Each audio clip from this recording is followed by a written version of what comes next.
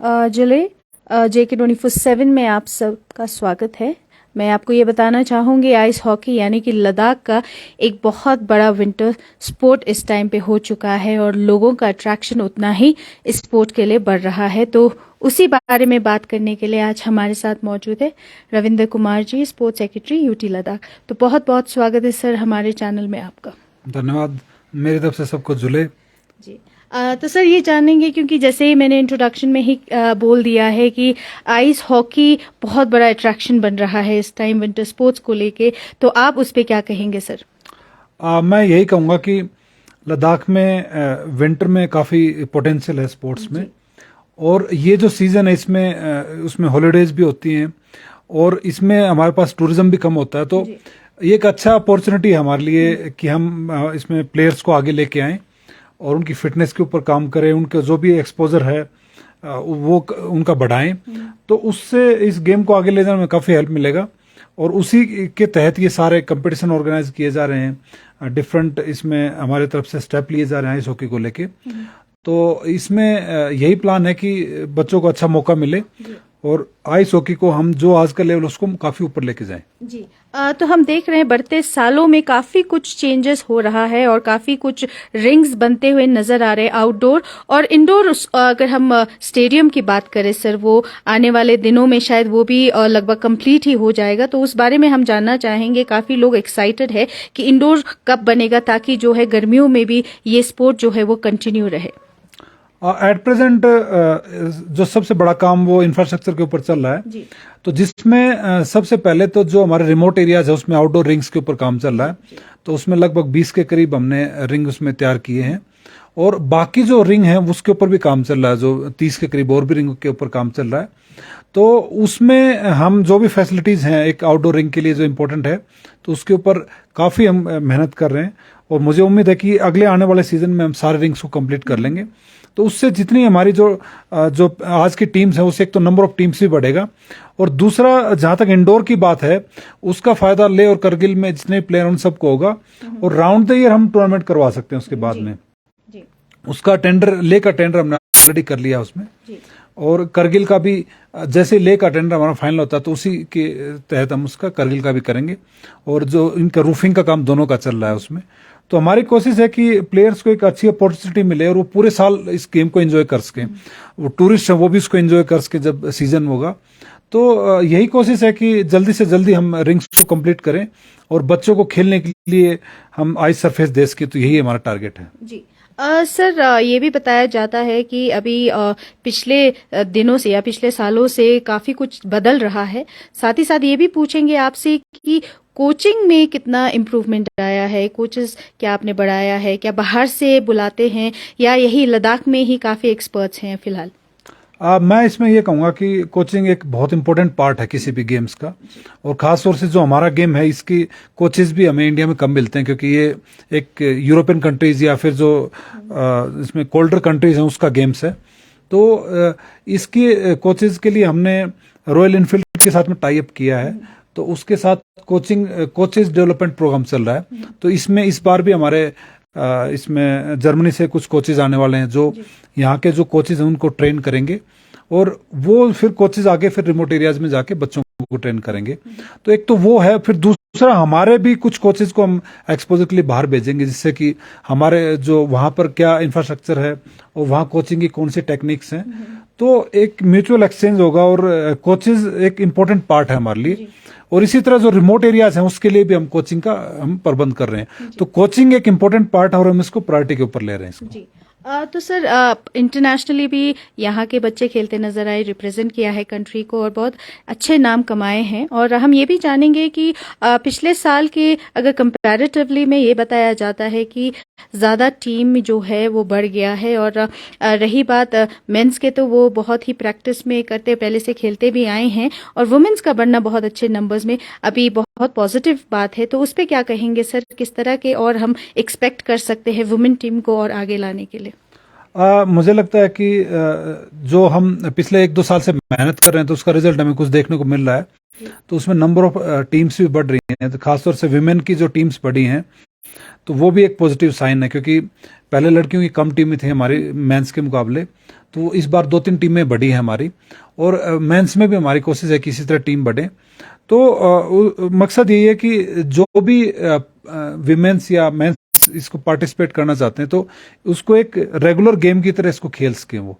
तो हमारी कोशिश यही है, और इसी के तहत हम बच्चों को इसमें इक्विपमेंट वगैरह भी दे रहे हैं और ट्रेनिंग में भी हेल्प कर रहे हैं। और हमारी कोशिश है कि आगे हम इसको एकेडमी फॉर्मेट में लेके जाएं, जिससे कि ले और कल की दोनों डिस्ट्रिक्ट हेडक्वार्टर के ऊपर टीम्स रेगुलर प्रैक्टिस कर सके मेन वेमेन की।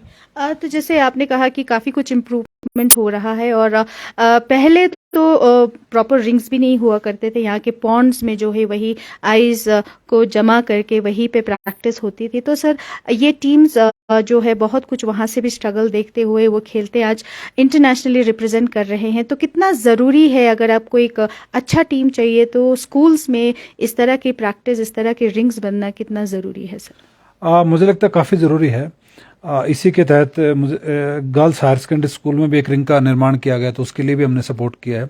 और बाकी जहाँ पर भी पॉसिबल होगा तो हम बच्चों को उसमें, या स्कूल्स हैं उनको हम पूरा सपोर्ट करेंगे। और एटलीस्ट प्लेयर्स को खेलने के लिए रिंग्स मिले तो हमारे बच्चे का जो पूल है वो काफ़ी बड़ा हो जाएगा। और अभी मुझे लगता है कि वो टाइम आ गया है कि हम आइस हॉकी को एक नॉर्मल रूटीन स्पोर्ट्स से लेके इसको कम्पिटिटिव स्पोर्ट्स में लेके जाएं।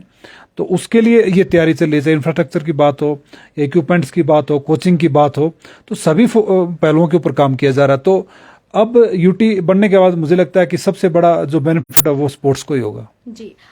तो सर पिछले दिनों में एक कंप्लेन ये भी, चैलेंजेस ये भी देखे गए कि जो वुमेन आइस हॉकी टीम है उनको फंड्स ना मिलने पे बड़ा मुश्किल हुआ था, और यहाँ पे फंड रेजिंग भी किया था और यूटी ने भी उस पे ध्यान दिया है। तो इस बार क्या आपसे जानना चाहेंगे कि फंड्स की उतनी अभी भी प्रॉब्लम है कि इसमें बहुत कुछ चेंजेस आने वाला है, या जो प्लेयर्स है अगर कोई बाहर रिप्रेजेंट करता है तो उसके लिए क्या क्या और फैसिलिटीज एड ऑन हो सकते हैं सर? मैं इसमें ये कहूँगा, पिछली बार का जो इंसिडेंट था वो उसका एक डिफरेंट रीजन था। फंड्स की हमारे पास कोई कमी नहीं थी, लेकिन कोई भी गवर्नमेंट एक प्रोसीजर है, कोई भी अगर आपको फंडिंग लेना है तो उसके लिए आपको टाइम से अप्लाई करना पड़ेगा, क्योंकि डिपार्टमेंट के पास एट ए सडन हम उसको रिम्बर्स नहीं कर सकते। तो एक प्रोसेस होता है, अगर प्रोसेस को फॉलो करें और हमें एडवांस में पता हो कि भाई ये आपका इवेंट होने जा रहा है, तो हम उसको बजट को पहले से ही हम उसको सपोर्ट कर सकते हैं। और उसके बावजूद भी हमने उस टीम को सपोर्ट किया था। और आगे भी मैं ये कहूँगा कि हमारे पास फंड्स की कमी नहीं है। हम इस साल भी नेशनल्स हम इसमें ऑर्गेनाइज करने जा रहे हैं। उसके अलावा इंडो कैनेडियन मैच भी अभी किया है। उसके अलावा सीसी कप है वो भी हो रहा है, एलजी कप भी हो रहा है। तो प्लेयर्स को बाहर भेजने के लिए कोई ऐसी फंडिंग की हमें शॉर्टेज नहीं है, लेकिन उसमें नेशनल एसोसिएशन का भी रोल रहता है उसमें, फिर जो प्लेयर पार्टिसिपेट करते हैं उनका भी रोल होता है। तो एक प्रोसेस है जो ड्यू फॉलो की जाती है, वो अगर फॉलो की जाएगी और अगर उसमें रूल्स के अंडर जो चीज होगी तो हम उसको पूरा सपोर्ट करेंगे। हमारे पास कोई शॉर्टेज नहीं है फंड्स की। जी। तो सर अभी हम देखते हैं काफी छोटे छोटे बच्चे भी जो है इस गेम को उतना ही पसंद कर रहे हैं। तो रही बात इक्विपमेंट्स की, अगर हम बात करें तो कितना इक्विपमेंट्स जो है यूटी लद्दाख अभी लाने की कोशिश में है या ला चुके हैं, ताकि बच्चों को जो है कोई प्रॉब्लम या चैलेंजेस ना हो जब वो खेलना चाहे, स्पोर्ट्स को प्रैक्टिस करना चाहे, तो वो कारगिल ले, दोनों के बारे में हम जानना चाहेंगे सर। मैं ये कहूँगा कि इस साल हम लगभग 6 करोड़ रुपए के इक्विपमेंट परचेज कर रहे हैं। तो इसमें एक तो हमारा जो वर्ल्ड क्लास इक्विपमेंट है वो तो होगा, जो हमारी नेशनल टीम्स हैं, मैन विमेन की जो नेशनल टीम, तो 4 सेट हम उनके लिए मंगा रहे हैं। और उसके अलावा जो प्रैक्टिस के लिए हम डिफरेंट रीजन्स को हम डिस्ट्रीब्यूट करेंगे डिपार्टमेंट की तरफ से। तो वो जो डिफरेंट क्लब्स हैं जो पार्टिसिपेट कर रहे हैं, जो नई टीम्स आ रही हैं, तो उनको हम देंगे उसमें। तो दोनों के ऊपर काम चल रहा है। तो कुछ इक्विपमेंट हमारा आ गया है, कुछ हमारा ट्रांजिट में और कुछ हमारा आ जाएगा। तो सफिशिएंट हमने पैसा रखा है, और पहली बार इतना पैसा मिला कि हम 10 गुना हमें लगभग बजट मिला इस चीज के लिए। तो जो लोगों का शिकायत रहता था कि स्केट्स नहीं मिल रही या आइस हॉकी स्टिक्स नहीं मिल रही, तो मुझे लगता है वो शॉर्टेज इस साल भी काफी पूरी होगी और अगले साल हम उसको काफी हद तक खत्म कर देंगे उसको। तो सर विंटर में एक एक्टिविटी यही रहता है जो सब अभी पसंद कर रहे हैं। तो आने वाले दिनों में जैसे छोटे छोटे बच्चे कोचिंग लेते हैं, तो कई उनका कहना है कि सीट जल्दी फुल हो जाता है या क्लासेस कम दिए जा रहे हैं, क्योंकि शायद यहाँ कोचिंग जो दे रहे हैं वो उनकी शायद कमी हो। तो उसको आगे आने वाले वक्त में अगर ज़्यादा बच्चे अगर इस चीज़ पे सीखना चाहे तो कैसा यूटी लद्दाख के कैसे इनिशिएटिव्स रहेंगे? इसमें मैंने आपको पहले भी बताया कि कोचिंग काफी इंपॉर्टेंट पार्ट है इसमें, और खास तौर से जो यंग बच्चे हैं वो काफी इसमें मतलब उनके लिए कोचिंग की ज्यादा जरूरत है। तो उसके लिए रॉयल एनफील्ड से जो हमारा टाई अप हुआ है, तो उसमें हमारा एक मेन कंपोनेंट ये है कि जो कोचेज हैं उसको हम ट्रेनिंग कराएं उनको, क्योंकि जब उन्होंने इसकी ट्रेनिंग की होगी तो हो सकता है 5 साल पहले किया हो, 6 साल पहले, तो उसको हमें अपडेट करना पड़ेगा उस कोचिंग को। तो जिससे कि जो लेटेस्ट जो भी टेक्निक्स आ रही हैं कोचिंग डेवलपमेंट में, तो वो बच्चों को करा सकें। तो उसके 2 फायदे होंगे। एक तो ये होगा कि हमारी जो कोचिंग पुरानी हो चुकी उसको हम नया करेंगे, और दूसरा नंबर ऑफ कोचेज हमारे बढ़ जाएंगे उससे, जिसने भी कोई छोटा मोटा कोर्स किया है। तो उससे ये होगा कि हम फिर डिफरेंट रीजन्स में उस कोच को 15 दिन के लिए 20 दिन के लिए हम भेज सकते हैं, तो उससे फिर हमारे प्लेयर्स ज्यादा तैयार होंगे। तो उसके ऊपर काफी ध्यान दिया जा रहा है। हम इसमें मुझे लगता है कि इस साल भी हम काफी कोचेज तैयार कर देंगे, और अगले साल और भी ज्यादा हम कोच तैयार करेंगे इसमें।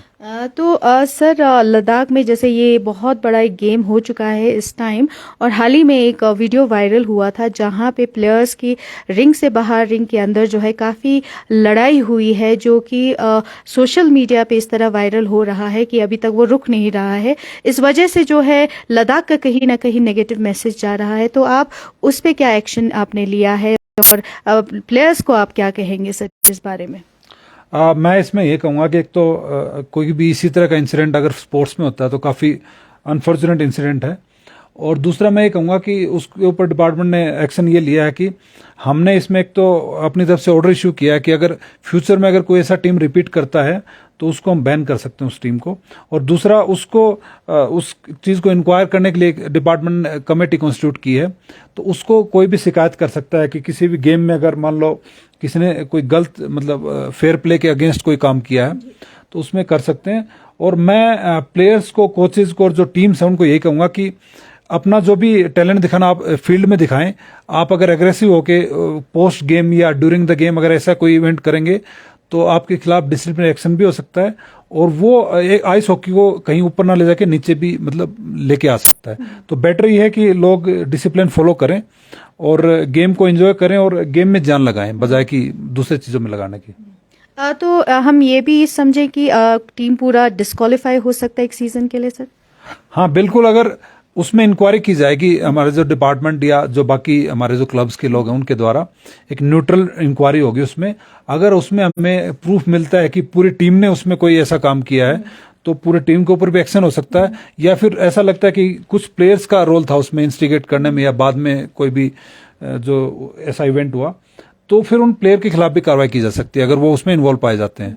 तो मतलब हम अपनी तरफ से स्ट्रिक्ट एक्शन लेंगे और हमारी कोशिश है कि ऐसी चीजें रिपीट ना हो, तो उसके लिए हम उसमें पूरा मेहनत करेंगे।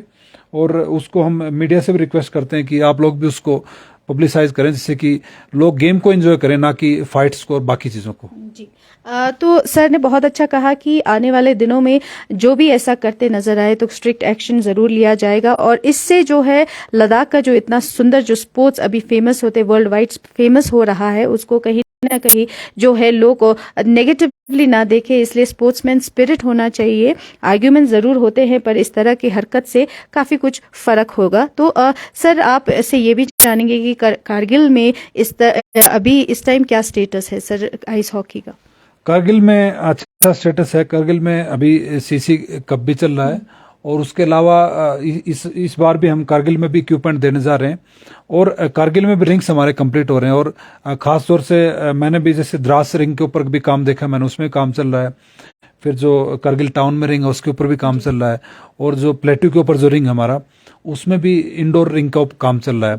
उसके साथ में हॉस्टल का भी काम चल रहा है वहाँ, और आउटडोर जो बाकी चीज़ें उसका भी काम चल रहा है। तो कारगिल में भी इक्वल मतलब काम चल रहा है इसमें, और दोनों डिस्ट्रिक्ट में इक्वल जो अपॉर्चुनिटी वो दी जाएंगी उसमें। और कारगिल में आइस हॉकी के अलावा हम आइस स्कीइंग के ऊपर भी काफ़ी काम कर रहे हैं उसमें, चाहे स्कीइंग इक्विपमेंट्स हो या उसके लिए स्लोप तैयार करना, तो उसकी प्लानिंग भी चल रही है। तो कारगिल में एज पर पोटेंशियल भी काम किया जाएगा, और ले में जो हमारी स्ट्रेंथ उसके ऊपर काम किया जाएगा। तो दोनों को बराबर मौका मिलेगा, और दोनों में स्पोर्ट्समैन को कोई कमी नहीं रहेगी हमारी तरफ से। सीसी कप ऑलमोस्ट खत्म होने वाला है और एलजी कप भी अभी शुरू हो जाएगा सर। उसके अलावा भी हम जानना चाहेंगे कुछ और आप ऑर्गेनाइज कर रहे हैं या कुछ कंपटीशन और भी होंगे लद्दाख में?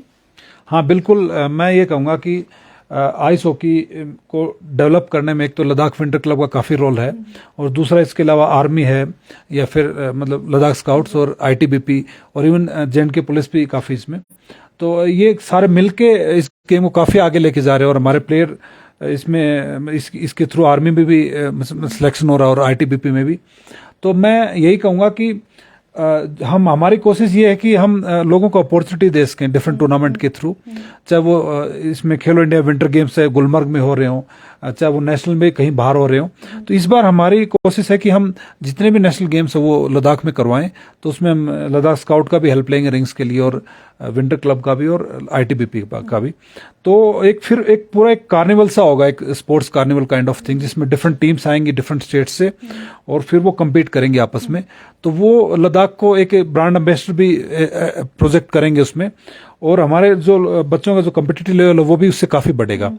तो उसके लिए काफ़ी हमारे प्लान्स हैं, और इस साल भी हम इवेंट काफ़ी ज़्यादा कर रहे हैं उसमें। और इसके अलावा जंस्कार में भी हम रिमोट एरिया में भी विंटर फेस्टिवल कर रहे हैं, तो उसमें भी आइस हॉकी टीम्स पार्टिसिपेट करेंगी।